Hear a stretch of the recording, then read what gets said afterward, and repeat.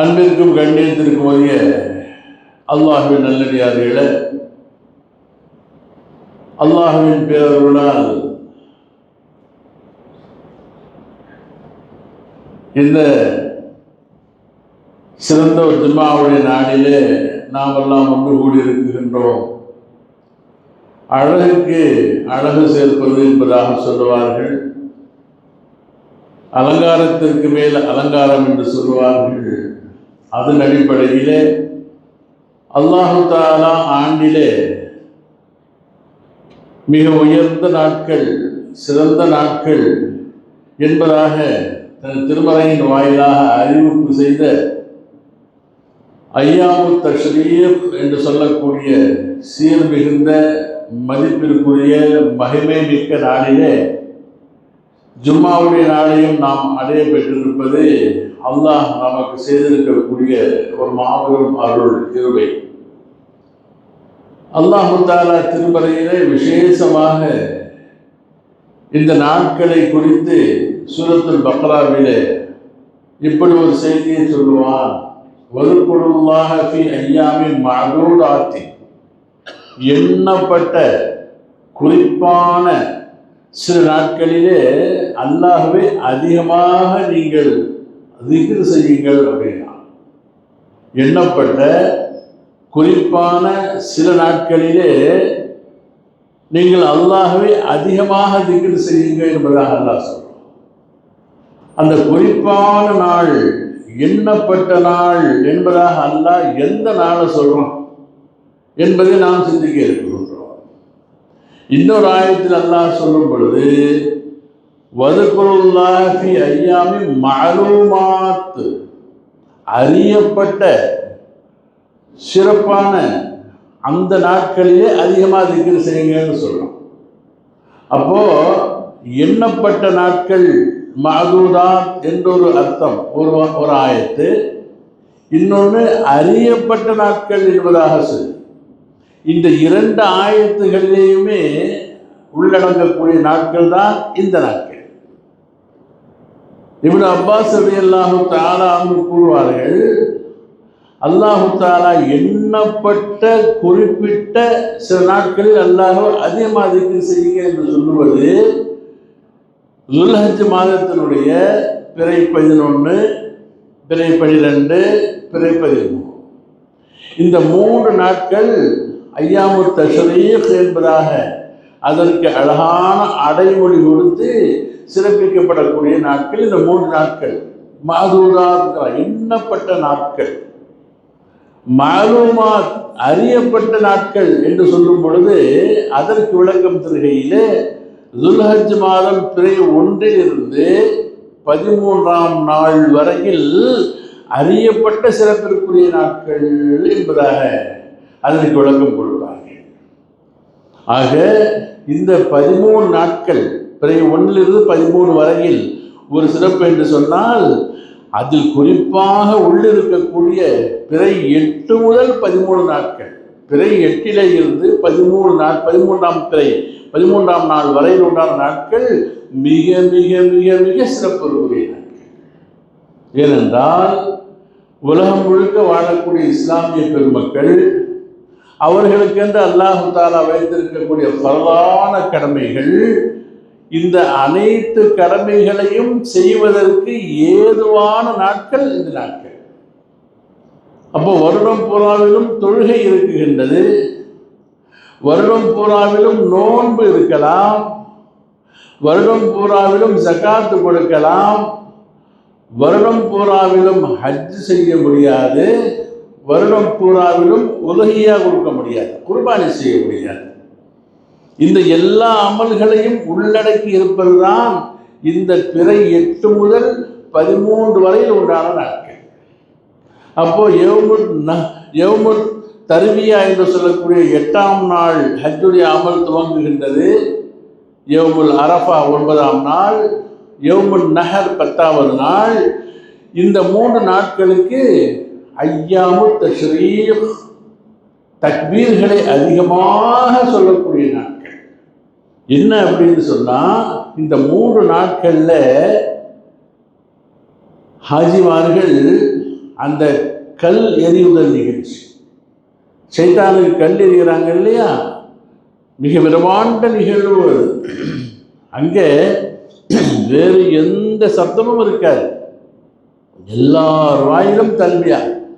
அது மட்டும் இல்லாமல் எங்கு பார்த்தாலும் ஒலி, இந்த சப்தம் தான் இருக்கும், லப்பைக்கு தான் இருக்கும். அப்போ அல்லாஹ்வுடைய பெயர்களை அதிக அதிகமாக சொல்லும்படியாக அல்லாஹ் சொன்னான் அல்லவா. அந்த வார்த்தைக்கு ஏதுவாக நிறைய தக்பீர்கள், நிறைய தல்பியாக்கள் அதிகமாக செய்யக்கூடிய நாட்கள் இந்த நாட்கள். அதே மாதிரி தான் பிறை 9 அரஃபா நாள் துவங்கி 13ஆம் நாள் அந்த அசர் வரையிலே ஒவ்வொரு ஃபர்து தொழுகைகளுக்கு பிறகும் தக்பீரை சொல்லுவது முக்கியமான சுன்னத்தாக இருக்கின்றது. ஆக வருடத்திலே 360 நாட்கள் இருந்தாலும் கூட இந்த நாட்கள் மிக சிறப்பிற்குரிய நாட்களாக இருக்கின்றன. அந்த நாட்களில் தான் ஜும்மாவை நாம் அடையப்பட்டிருக்கிறோம். எனவே நாம் அதிகம் கவனத்தோடு நல்ல அமல்களை செய்வது, அதிகமாக திக்ர்கள், துஆக்கள், தலாவத்துகள் செய்வது இந்த நாட்களிலே அவசியம். இன்னும் 2 நாட்கள் இருக்கின்றன குர்பானி செய்யக்கூடிய ஏதுவான. இன்னும் ஒரு நாள் பிறை 10, 11, 12 2-3 நாட்களிலும் குர்பானி அமல் ஜாயிஸான அமலாக இருக்கின்றது, செய்வதற்கு ஒரு வாய்ப்பான அமல். ஆக இந்த 13 நாட்களை கண்ணியப்படுத்தப்படுகின்றது மிக அதிகமாக. காரணம் என்ன? அனைத்திற்கும் எல்லா செயல்பாடுகளிலேயும் நபீனா இப்ராஹிம் அலைஹிஸ்ஸலாத்து வஸ்ஸலாம் அவர்கள் நம்முடைய கண்களுக்கு முன்னால் வருகின்றார்கள். அவருடைய தியாகம் வருகின்றது, அவருடைய குடும்பம் வருகின்றது, அவர்கள் இந்த உலகத்திற்கு செய்து காட்டிய நாகரிகங்கள் வெளிப்படுகின்றன. அல்லாஹு தஆலா திருமறையிலே அந்த வான்மறையின் வழி நெடுகிலும் வாயார புகழக்கூடிய ஒரு நபி ஹஜ்ரத் இப்ராஹிம் அலைஹிஸ்ஸலாம் அவர்கள். அப்படி புகழலாம், நிறைய பேசலாம். அப்படி புகழக்கூடிய அந்த வார்த்தைகள் இந்த உலகத்திற்கு நாகரிகத்தை சொல்லிக் கொடுத்தவர்கள். நபி இப்ராஹிம் அலைஹிஸ்ஸலாம் அவர்கள் ஒரு சாதாரண மனிதர் அல்ல. அவரை அபுல் அன்பியான்னு சொல்லுவாங்க, நபிமார்களின் தந்தை, நபிமார்களுக்கெல்லாம் தந்தை. அபுல் முஃமினீன், முஃமின்களுக்கெல்லாம் ஆன்மீக தந்தை. அப்போ தந்தை என்பதாக மார்க்கத்தில் 3 பேரை சொல்லப்படும். ஒன்றாவது பாவா ஆதம் அலைஹிஸ்ஸலாத்து வஸ்ஸலாம். பாவா ஆதம் அலைஹிஸ்ஸலாத்து வஸ்ஸலாம் அவர்கள் உலகில் உண்டான மனித சமுதாயம் அனைத்திற்கும் தந்தையாக இருக்கின்றார்கள். இரண்டாவதாக நபீனா நூஹ் அலைஹிஸ்ஸலாத்து வஸ்ஸலாம் அவர்கள். அவர்களுடைய காலத்திலே வெள்ள பிரளயம் ஏற்பட்டு உலகம் அழிந்து போய்விடுகின்றது. எல்லா வஸ்துக்களும் அழிக்கப்பட்ட உயிரினங்கள் எல்லாம் இல்லாமல் ஆகிவிடுகின்றது, கப்பலில் இருந்தவர்களை தவிர. நமக்கெல்லாம் தெரியும். அதன் பிறகு இவ்வளவு மனித சமுதாயம் எங்கிருந்து வந்தது என்று சொன்னால், நபி நூஹ் அலைஹிஸ்ஸலாம் அவர்களுக்கு 3 ஆம்பளை பிள்ளைங்க இருந்தாங்க. 3 ஆம்பளை பிள்ளைங்க. அந்த 3 பேரிலே இருந்துதான் இன்று உலகம் முழுக்க இருக்கக்கூடிய இந்த மனித சமுதாயம். எனவே 2வது தந்தை நபி நூஹ் அலைஹிஸ்ஸலாம் என்பதாக சொல்லுவாங்க. அந்த அடிப்படையிலே நபீனா இப்ராஹிம் அலைஹிஸ்ஸலாத்து வஸ்ஸலாம் அவர்கள் அவர்களுக்கு பிறகு வந்த எல்லா நபிமார்களுக்கும் அவர்கள் தந்தை.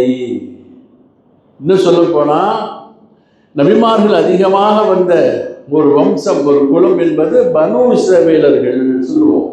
பனு இஸ்ராயலில் தான் நிறைய நபிமார்கள் வந்தாங்க. அந்த எல்லா நபிமார்களும் இப்ராஹிம் அலைஹிஸ்ஸலாமுடைய பிள்ளைகள் தான். இப்ராஹிம் அலைஹிஸ்ஸலாம் அவர்களுடைய முக்கியமான 2 பிள்ளைகள் தெரியும் நமக்கு. நபி இஸ்ஹாக் அலைஹிஸ்ஸலாம் ஒன்று, நபி இஸ்மாயில் அலைஹிஸ்ஸலாத்து வஸ்ஸலாம். நபி இஸ்ஹாக் அவர்களுடைய மகன்தான் நபி யாக்கூப் அலைஹிஸ்ஸலாம். நபி யாக்கூப் அலைஹிஸ்ஸலாம் அவர்களுக்கு இஸ்ராயீல்னு ஒரு பேர். அவருடைய பட்ட பேர் என்ன? இஸ்ராயீல். அப்போ பனு இஸ்ராயீல்னு சொன்னால் அவர்களுடைய பிள்ளைகள். அப்போது யாக்கூப் அலைஹிஸ்ஸலாமுடைய பிள்ளை ஹஜ்ரத் யூசுப் அலைஹிஸ்ஸலாத்து வஸ்ஸலாம். இப்படியே படிப்படியாக மூசா வருகின்றார்கள். அதற்கு பிறகு கடைசியில் ஈசா வருகின்றார்கள். ஈசா அலைஹிஸ்ஸலாம் வரையில் வந்த நபிமார்களிலே அதிகமானவர்கள் நபி இவங்களுடைய பிள்ளைங்க தான். யாரு? யாக்கூப் அலைஹிஸ்ஸலாமுடைய பிள்ளைங்க. யாக்கூப் அலைஹிஸ்ஸலாம் யாரு? இப்ராஹிம் அலைஹிஸ்ஸலாமுடைய பேரப்பிள்ளை. எனவேதான் நபிமார்களின் தந்தை ஹஜ்ரத் சையதுனா ஹஜ்ரத் இப்ராஹிம் அலைஹிஸ்ஸலாம் அவர்கள். ஆனால் இன்னொரு மகன் இருக்கின்றார்களோ நபியினா இஸ்மாயில் அலைஹிஸ்ஸலாம். அவர்களுடைய வம்சாவளியிலே இடையில் யாருமே நபிமார்கள் வரவில்லை.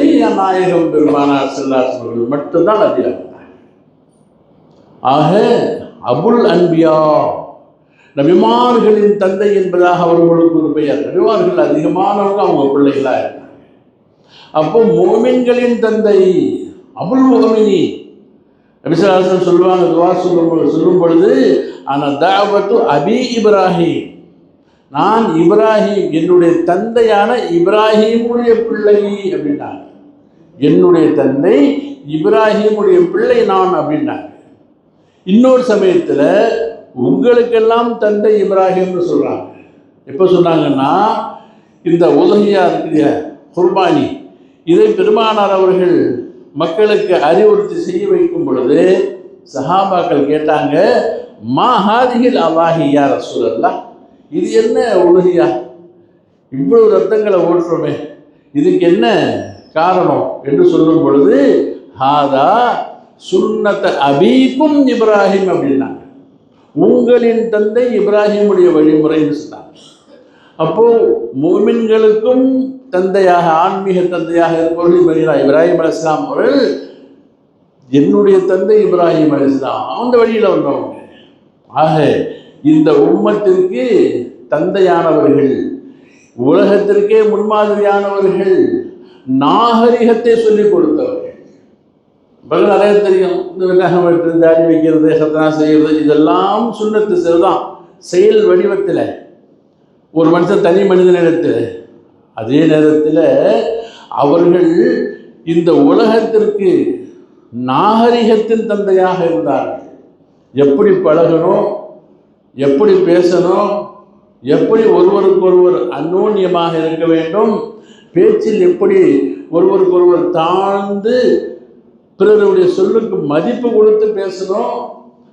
என்னுடைய பிள்ளை தானே, சின்ன பையத்தானே என்பதாக சொல்லி பெரியவங்க ஒன்றா அதட்டி, உனக்கெல்லாம் என்ன புத்தி இருக்குது, நீ இப்படி தான் இருப்ப, நான் தான் பெரிய ஆள் என்பதாகவெல்லாம் பேசிவிடக்கூடாது. எப்படியெல்லாம் அவர்கள் வாழ்க்கையிலே அவர்கள் நடந்து கொண்டார்கள் என்பது இந்த உலகத்திற்கே ஒரு முன்மாதிரியான நாகரிகமாக இருக்கின்றது. அவர்களை குறித்து அல்லாஹ் திருமறையிலே சொன்ன பல செய்திகளில் சிலது நான் சொல்றேன். அப்போ உலகத்திற்கு நாகரீக நடைமுறைகளை அறிவார்ந்த சமுதாயம் உருவாக வேண்டும், சிந்திக்க வேண்டும். சிந்தித்து செயல்படுபவர்கள் தான் சிறந்த அறிவாளிகள் என்பதை குறித்து சிந்திக்க சொன்னார்கள். முதலாவதாக இந்த அந்த சிந்தனை ஓட்டம் சரியாக இல்லாததன் காரணமாகத்தான் கண்டதெல்லாம் கடவுள் இதுவாக இருக்குமோ அதுவாக இருக்குமோ, சூரியனோ சந்திரனோ என்பதாக சொல்லி கண்டதையும் அந்த சிந்தனை அற்ற தன்மையின் காரணமாக அவைகளெல்லாம் பூஜிக்கப்படுவதை பார்க்கின்றோம். ஆனால் திருமறையிலே நபி இப்ராஹிம் அலைஹிஸ்ஸலாம் அவர்களை அல்லாஹ் நபியாக ஆக்கி இந்த விக்கிரக ஆராதனைகளை எல்லாம் ஒழிக்க வேண்டும், அவைகளெல்லாம் தெய்வங்கள் அல்ல, வணங்கப்படுபவை அல்ல, இன்னமா இலாஹுக்கும் இலாஹும் வாஹித், உங்களுடைய ரப்பெல்லாம் ஒரு ரப்பு தான் என்பதிலே மக்களுக்கு மத்தியிலே பறைசாற்ற வேண்டும், அதை அந்த வேலையை செய்யுங்க என்பதாக அவர்களுக்கு உத்தரவிட்ட பொழுது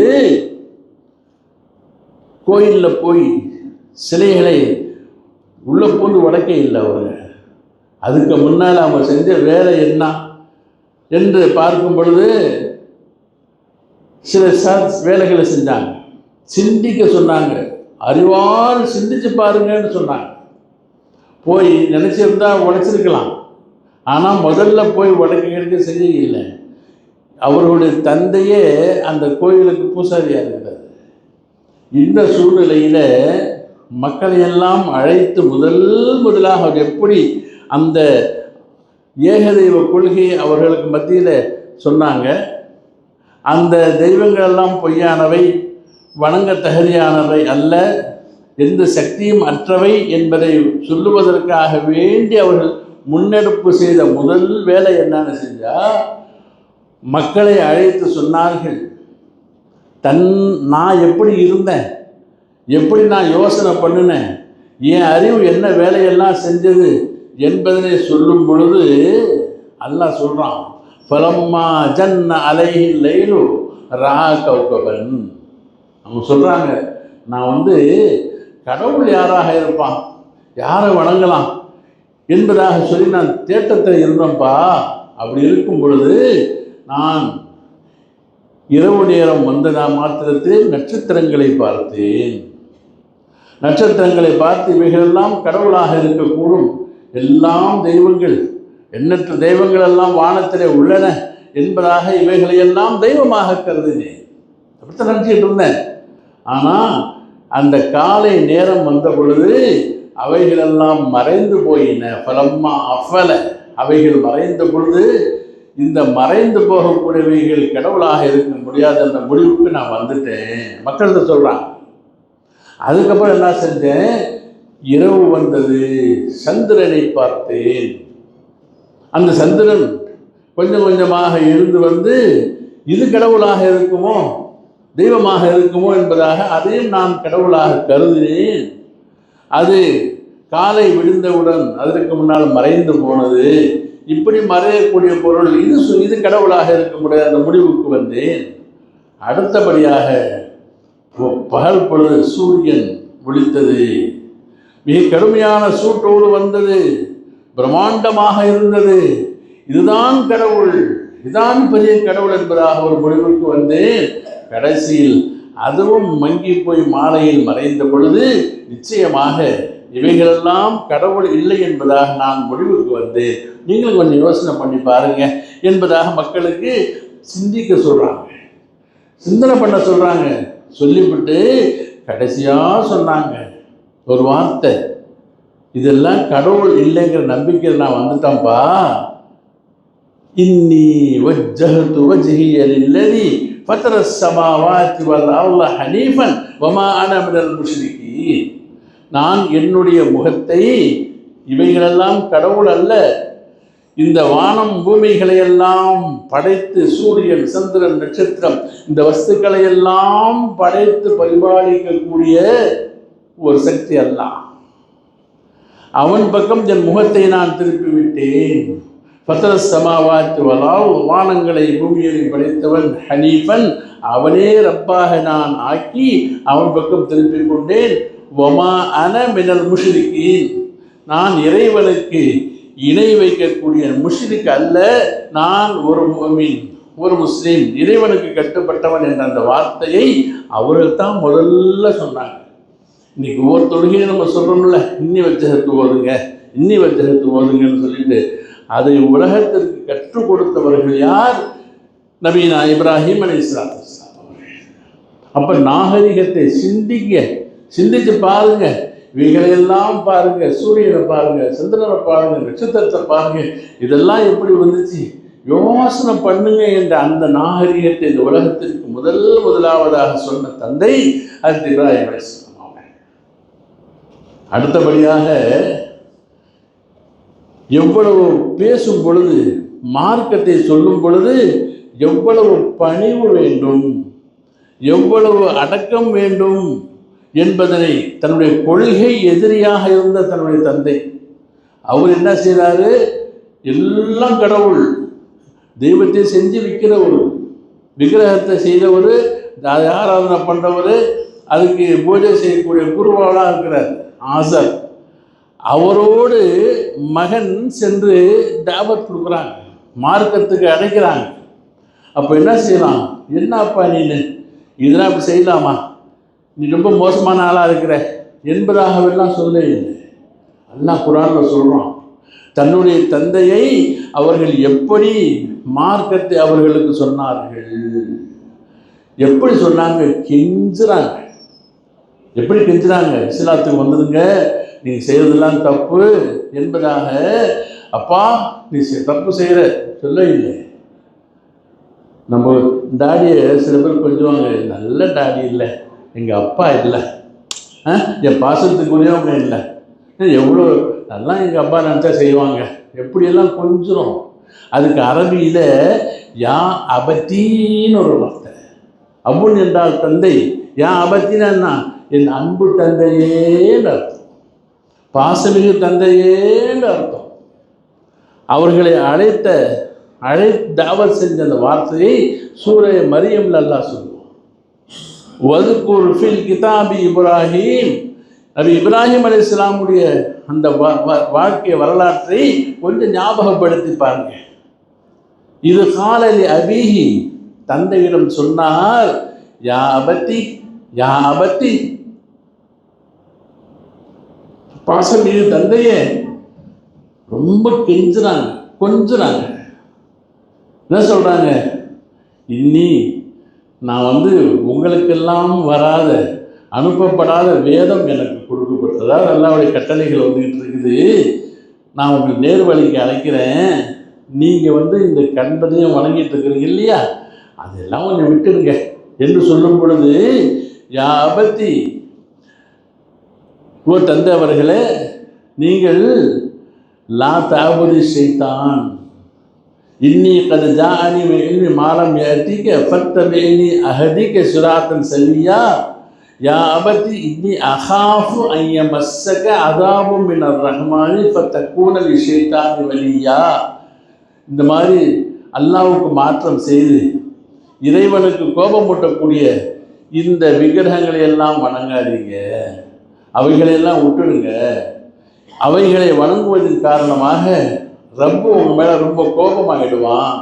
அவனுடைய கோபம் உங்கள் மேலே வந்துட்டால் என்னால் ஒன்றும் செய்ய முடியாது. தயவு செய்து அந்த விக்கிரக ஆராதனையெல்லாம் விட்டுடுங்க. நான் உங்களுக்கு நல்ல வழியை காட்டுறதுக்கு வந்திருக்கிறேன், அல்லாஹ் என்னை நபியா அனுப்பியிருக்கிறான்னு கெஞ்சுறாங்க. அப்படி கெஞ்சும் பொழுது அந்த தந்தை கிரீப்பாக சொல்கிறாரு, ராகிபுன் அந்த ஆலிஹத்தி யா இப்ராஹிம், இப்ராஹிமே நீ எனக்கே பதில் சொல்ல வந்துட்டியா? என்னுடைய பாரம்பரிய குலத்தினுடைய நாங்கள் வழி வழியாக வணங்கி வரக்கூடிய தெய்வங்களை எல்லாம் பொய்யாக்கி அவைகளெல்லாம் வணங்கக்கூடாதுன்னு சொல்ல வந்தியா? இனிமேல் நீ இதே வார்த்தை திரும்ப திரும்ப சொன்னேன்னு வச்சுக்க, என்ன செய்வேன், இல்லம் தன் தகில அருஜு மன்னக்க வஹஜுரு நீ மலியா, என்ன நீ கெடுபிடி பண்ணின, கல்லால் உன்னை அடிப்பேன், ஓடிவிடு, ஊட்ட விட்டு வெளியே போ. தந்தை விரட்டுறாங்க. இவங்க கெஞ்சி கேட்குறாங்க. அது நீளமான ஆயத்துகள், ரொம்ப கெஞ்சி கேட்டு கடைசியாக தந்தை சொன்ன வார்த்தை அடிப்பேன், உதப்பேன், ஓடி போய் சாவடிச்சிருவேன். அப்பவும் கூட கால சலாமுன் அலைக்க அஸ்தகஃபிருலக ரப்பி, உங்கள் மேலே அல்லாஹ்வுடைய சாந்தி உண்டாகுவதை, அல்லாஹ் உங்களை மன்னிக்க வேணும்னு ரொம்ப நான் ஆதரவு வைக்கிறேன், அல்லாஹ் உங்களை மன்னிக்கணும், இப்படிலாம் சொல்லாதீங்க பாபா, போ வெளியே, துரத்தியே விட்டாங்க. அதே மாதிரி எவ்வளவு பெரிய அந்த எதிர்ப்பினைகள் வந்தாலும் கூட ரொம்ப பணிவு, ரொம்ப பாசத்தோடு, ரொம்ப அன்போடு அவர்கள் எப்படி அணுகினார்கள் என்பது அல்லாஹ் குர்ஆன்ல சொல்லியிருக்காங்க. அது மட்டுமா, இன்னும் சில இடங்களில் பார்க்கின்றோம், குடும்ப அமைப்பு, குடும்ப பாரம்பரியம் அவர்களிடமிருந்து வர வேண்டும். குடும்ப கட்டுப்பாடு, அதாவது குடும்பத்தை எப்படி கட்டமைத்தார்கள், தங்களுடைய மனைவியை எப்படி அவர்கள் ஆக்கி வைத்திருந்தார்கள், தங்களுடைய பிள்ளையை எப்படி ஆக்கி வச்சிருந்தாங்க.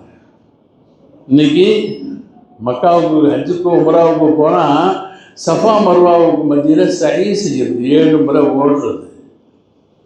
என்ன காரணம்?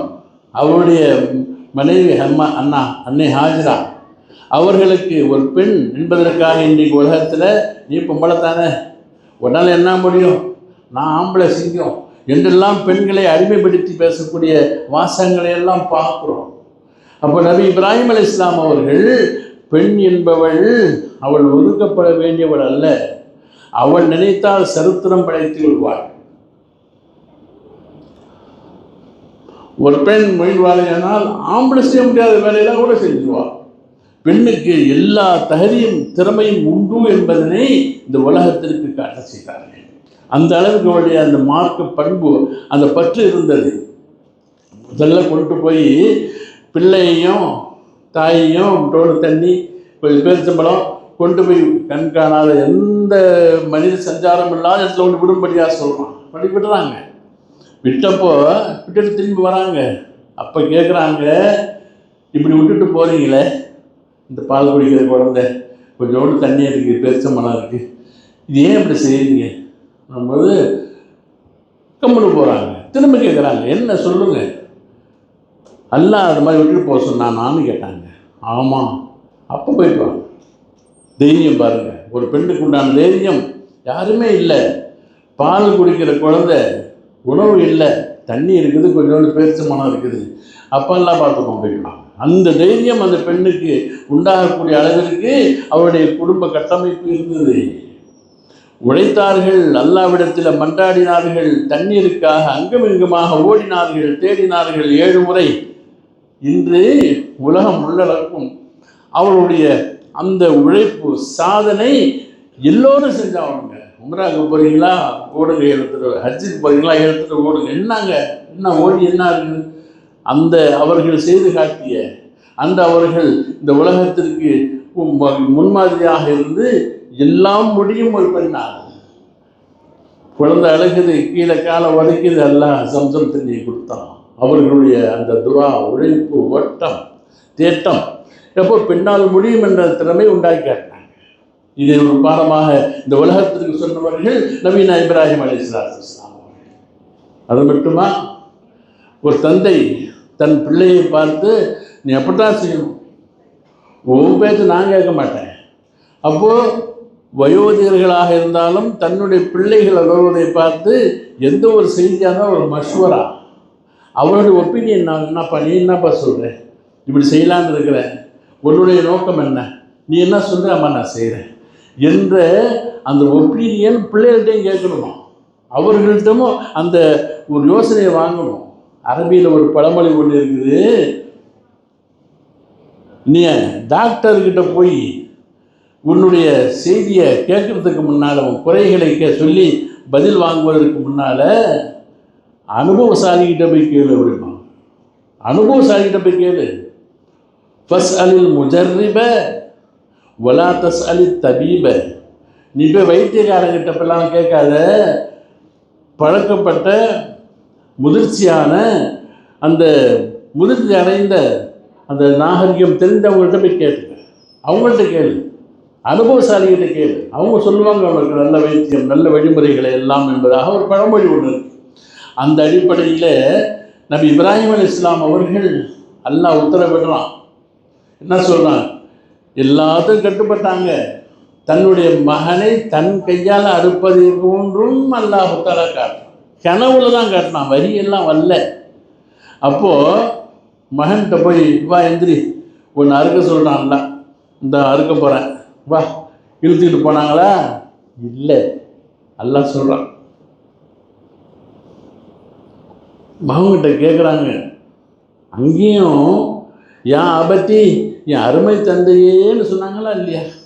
அந்த மாதிரி அன்றைய காலத்தில் அன்பாக பெற்ற அந்த பிள்ளைய கொஞ்சி கூப்பிடுறாங்க. என்ன சொல்கிறாங்க, யா புனைய, யா புனைய, என் அருமை மகனேன்னு அர்த்தம், என் செல்லமேன்னு அர்த்தம், என் தங்கமேன்னு அர்த்தம். கிழிச்சாங்க.